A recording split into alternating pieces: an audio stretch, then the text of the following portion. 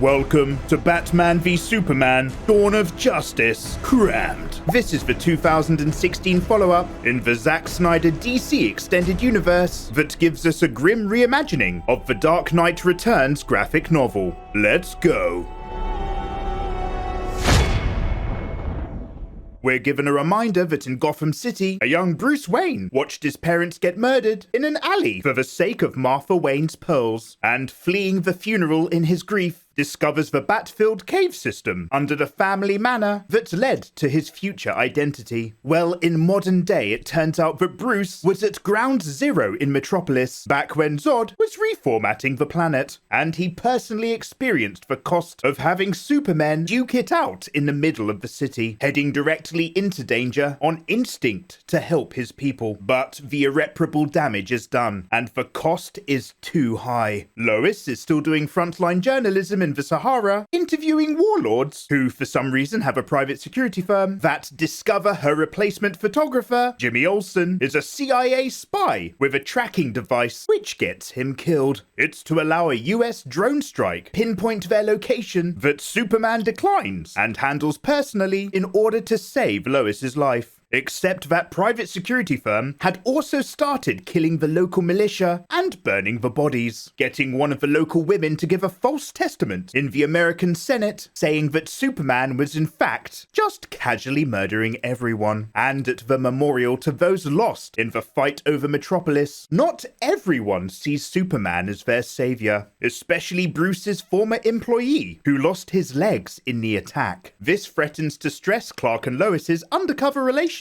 back home, but they manage to get over it in the bathtub, and then twice more in the bedroom. Meanwhile, over in Gotham, police discover a human trafficking ring, but the Batman is one step ahead of them, beating the living juice out of criminals and branding them with his mark. Back at the Batcave, Alfred is upgrading his armor, and Bruce is hunting after Anatoly, the Russian from that security firm, in order to find his boss, who might be smuggling a new weapon into the city. Superman's presence in the world has changed the stage, leaving people feeling powerless and turning good men cruel. So he hits up an underground fighting tournament and scans the guy's phone on the sly to discover he's working for billionaire wunderkind Lex Luthor. See, he's found some kryptonite chunks as a result of Zod's world builder efforts, and discovering that it's lethal to Kryptonians, would like to weaponize it, needing an import license for a massive chunk that's been fished up in the Indian Ocean, the very thing that Bruce was tracking, as well as also wanting some government access to the crashed seed ship and Zod's corpse, all whilst acting like a twitchy dick the entire time.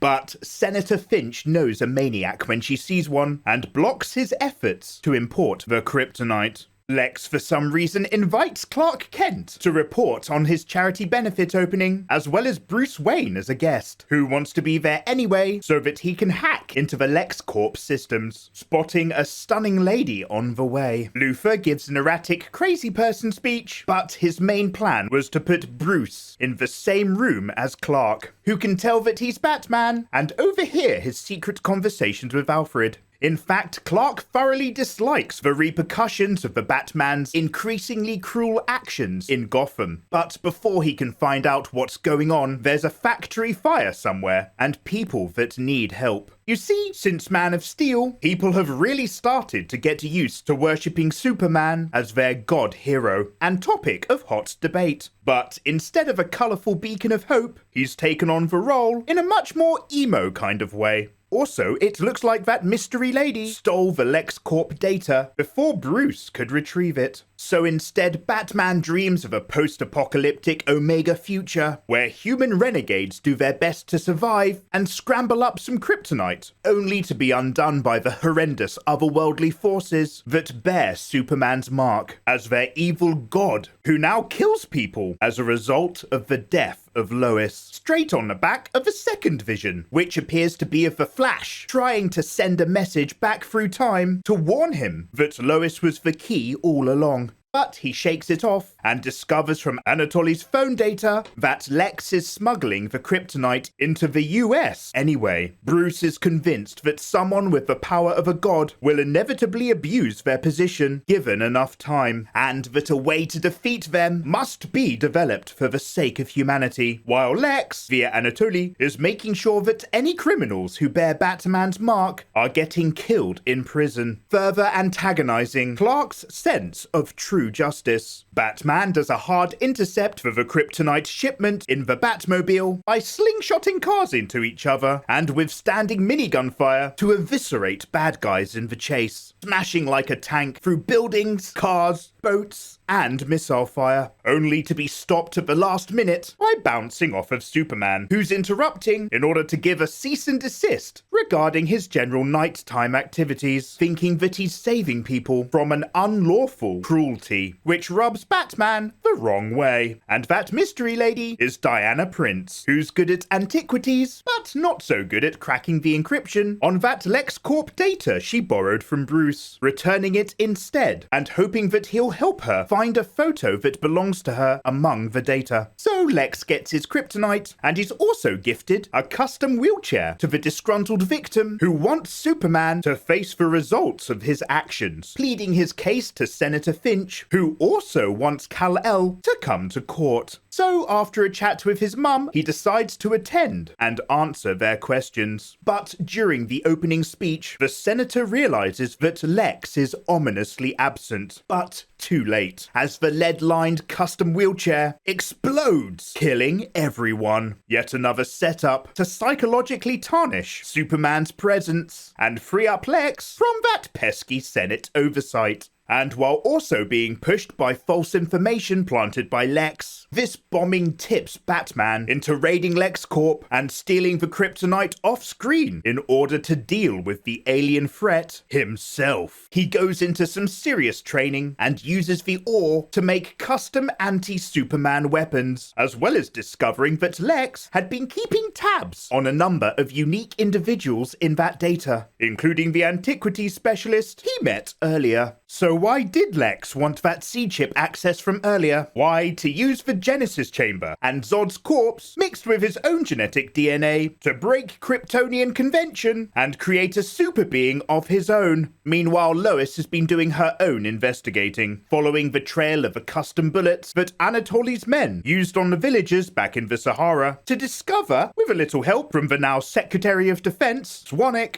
that they lead back to LexCorp R&D, and that it's in fact the same material used in the chair bomb. Lex has been trying to undermine Superman with death wherever he goes. In fact, he even goes as far as to have Martha Kent and Lois kidnapped, so that he can push one of them off a rooftop in order to get Superman's attention. Martha is in a secret location that even Lex doesn't know, and demands that Superman goes and kills Batman to tarnish his reputation, otherwise she'll be killed. And Lex glories at bending a god to his will. And so, with both heroes emotionally compromised, Batman, in his new powered mech suit, lights his beacon. He believes that killing the God-Man is the only way to spare the future of humanity from his inevitable corruption, and won't even listen to Superman's plea to talk, interrupting him with sonic attacks and gunfire, which is easily dealt with.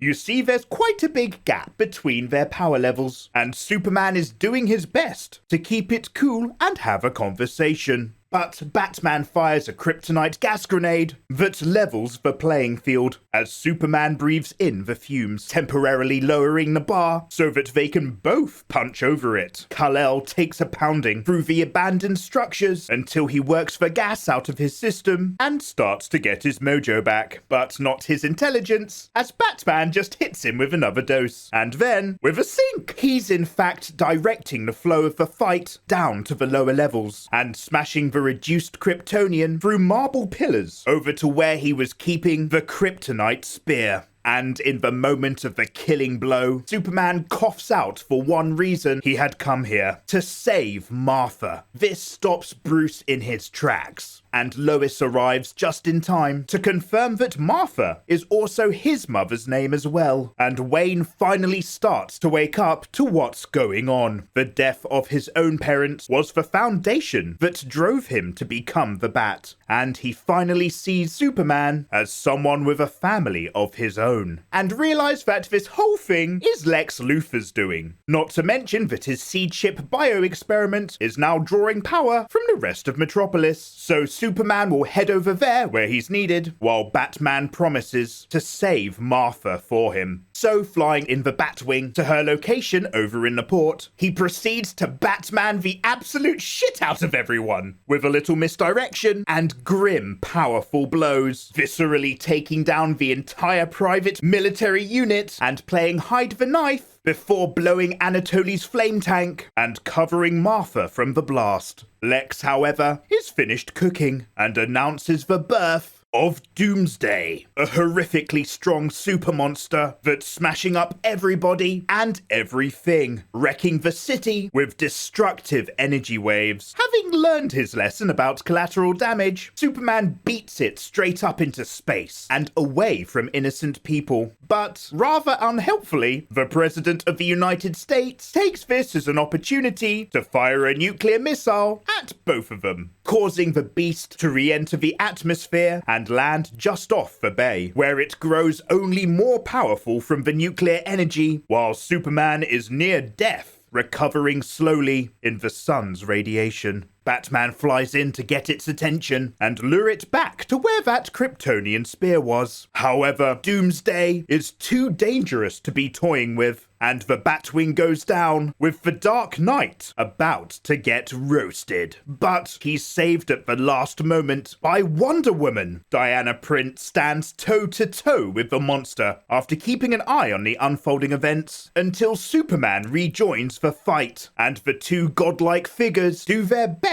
to keep the pressure up on the monster. Batman's also there, but their combined power still isn't enough. So, at great cost, Superman retrieves the spear from Lois, even as it poisons him, and whilst Wonder Woman has it tied down, flies it directly into Doomsday, which skewers him in return. And Clark, instead of evading the blow, accepts it in order to kill the monster and save the Earth again before he dies.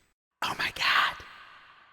And so the army find Lex back in the seed ship, absorbing its cosmic library, including stuff about Steppenwolf and the mother boxes. He's promptly sent to prison, where he gets a haircut, while all the world mourns the death of Superman. Finally showing a little appreciation, Clark too is mourned as lost. And on the Kent farm, many familiar faces come to give their respects to Martha's son. Bruce and Diana watch from a distance. He failed Superman in life, but won't fail him in death. They have to find the other people with superpowers on Lex Luthor's report, because the bell has already been rung. There are other monsters out there among the stars that know the Earth has lost its protector. The rest have to unite and form some sort of league. So thanks a lot for watching, and I hope you've enjoyed having Batman vs Superman crammed inside of you. I've just saved you 3 hours of your life, so why not click that subscribe button to help me out for free and see more crams in the future. Until next time, take care.